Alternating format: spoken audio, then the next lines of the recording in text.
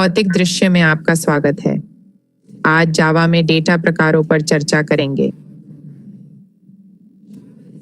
जावा एक कंप्यूटर भाषा है। हमें डेटा ऐसे देना या लेना होगा जो भाषा समझे। डेटा प्रकार आदिम और गैर आदिम श्रेणियों में बंटे हैं, जिनके और उपवर्ग हैं। तो वास्तव में डेटा प्रकार क्या हैं? हम आंकड़ों का वर्गीकरण क्यों करते हैं?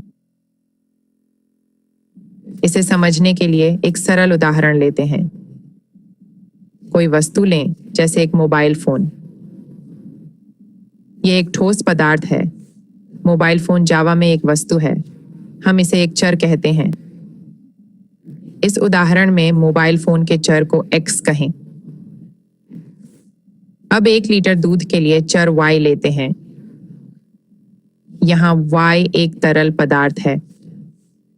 जब आप x खरीदते हैं, वह बॉक्स में आता है। जब आप y खरीदते हैं, वह बोतल या पैकेट में आता है। इसी तरह रसोई गैस को चर z माने, जो गैसीय पदार्थ है।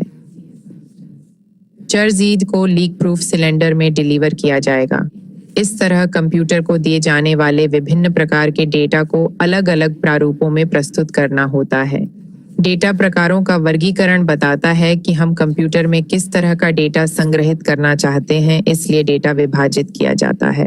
मुख्य रूप से डेटा प्रकारों को आदिम और गैर आदिम प्रकारों में बांटा जाता है। आदिम प्रकारों में संख्यात्मक, बूलियन और वर्ण प्रकार हैं, जबकि गैर आदिम में सरणियां, संग्रह, इंटरफेस और वर्ग शामिल हैं। पहले आइए संख्यात्मक डेटा प्रकारों को समझें। संख्यात्मक डेटा में संख्याएं होती हैं और इसे पूर्णांक और दशमलव प्रकारों में बांटा जाता है।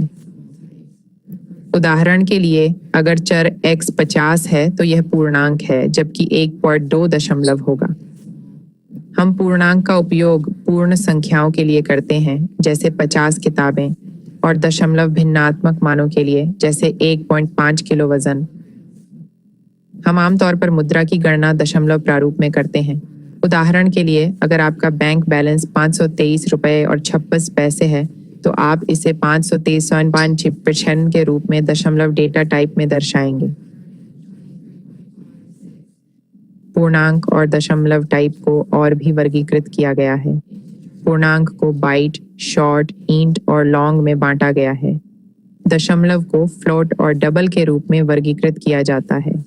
ये वर्गीकरण हमें डेटा साइज को कुशलता से मैनेज करने में मदद करते हैं। जैसे 50 किताबों के ऑर्डर पर बड़ा बॉक्स इस्तेमाल होता है, जबकि 10 किताबों के लिए छोटा बॉक्स काफ़ी होता है। इसी तरह हम डेटा साइज के हिसाब से byte, short, int, long, float और डबल चुनते हैं। अब आइए कंप्यूटर डेटा यूनिट्स को समझें। 1 बिट यानी एक बाइनरी अंक, डेटा की सबसे छोटी इकाई। 1 निबल यानी 4 बिट्स। 1 बाइट यानी 8 बिट्स। 1 किलोबाइट केबी यानी 1024 बाइट्स। 1 मेगाबाइट एमबी यानी 1024 किलोबाइट्स। 1 गीगाबाइट जीबी यानी 1030 मेगाबाइट्स। 1 टेराबाइट टीबी यानी 1030 गीगाबाइट्स। 3 पेटाबाइट पीबी यानी 1024 टेराबाइट्स। मुख्यतः कंपनी सर्वर जैसे बड़े डेटा स्टोरेज सिस्टम में इस्तेमाल होता है। अब पूर्णांक डेटा प्रकारों में हम बाइट में 1, शॉर्ट में 2, इंट में 4 और लॉन्ग में 8 बाइट्स स्टोर कर सकते हैं।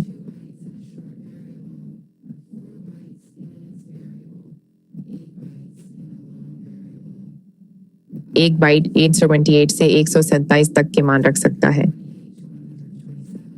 इंट 214 करोड़ से 214 करोड़ तक रख सकता है, पर मोबाइल नंबर नहीं। उसके लिए हमें लॉन्ग वेरिएबल का उपयोग करना होगा। दशमलव में फ्लोट 4 बाइट्स और डबल 8 बाइट्स स्टोर कर सकता है। बूलियन में सिर्फ 2 संभावनाएं हैं, हाँ या ना, सही या गलत। इसका उपयोग सीमित परिणामों वाले मामलों में होता है, जैसे परीक्षा। 35 से कम फेल है और 35 या ज्यादा पास है। बूलियन सिर्फ 1 बिट डेटा रखता है, सही या गलत। Character data type ASCII value, अक्षर और विशेष चिन्ह रख सकता है। कैरेक्टर को सिंगल कोट्स में रखना चाहिए और सिर्फ एक SCII वैल्यू। एक character data type 2 bytes store कर सकता है। गैर प्रिमिटिव डेटा टाइप का कोई पूर्व निर्धारित साइज नहीं होता। गैर प्रिमिटिव डेटा के 4 प्रकार हैं: एरे, कलेक्शंस, इंटरफेस और क्लासेस। एरे कई डेटा टाइप रख सकते हैं, पर वे प्रिमिटिव टाइप में होने चाहिए। इसी तरह कलेक्शंस भी कई प्रिमिटिव डेटा टाइप रख सकते हैं। इंटरफेस और क्लास के बारे में हम अगले वीडियो में सीखेंगे। देखने के लिए धन्यवाद। जावा ट्यूटोरियल के लिए सब्सक्राइब करें और बेल आइकन दबाना न भूलें।